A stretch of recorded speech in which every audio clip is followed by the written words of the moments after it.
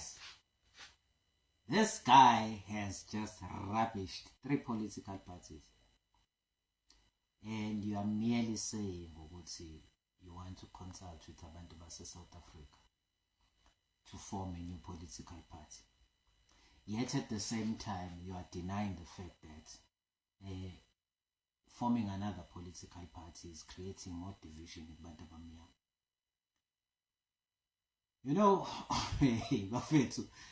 and then this guy says, Agaze akhulume kabi nge-political party ethizeni la. Yet a few seconds ago he was rubbishing AFF ethi cult, MK is tribalist, ANC is useless. You know, uZizipho few days ago ku YouTube channel yakhe ngiye ngayilalela before lento le ipresent, and the letter at that time had no letterhead to show ukuthi there's an agenda.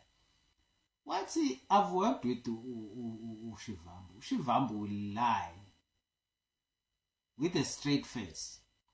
This guy is a flippin' liar. Yo guys, if go good, yabona the mere fact, what I don't understand, yazi bafethu,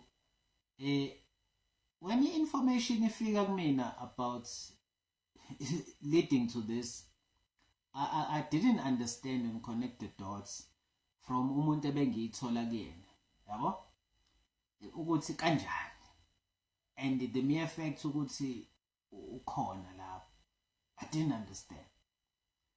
And the mere fact that we went to Moses Mabhida to meet uShivambu for ukuthi I recognize ama MK Medics ngesikhathi organizela ilentos Moses Mabhida celebration.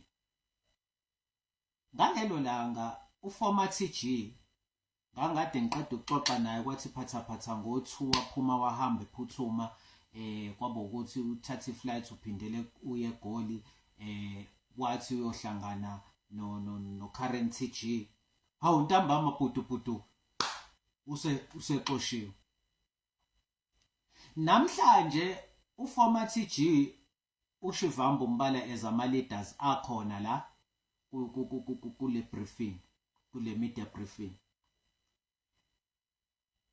Was it a strategy of ukuthi sizokhipha uTG iposition isalibe vacant, sichaphaze sifaka omunye uTG owesikhashana naye futhi aphume sichaphaze ngoba phela kahle bafethu ke asingalokhu ushona le ukuthi njena ibisihloniphiswa. Indaba inemali edlekile eyadleka kusukela eMoses Mabhida. Le Bushiri, it was just a calculated move ukuthi umuntu angalokho ephoxeka kuthiwa hayi wena ukhishwe ngalokho. Kodwa ekugcineni indaba inemali phakathi.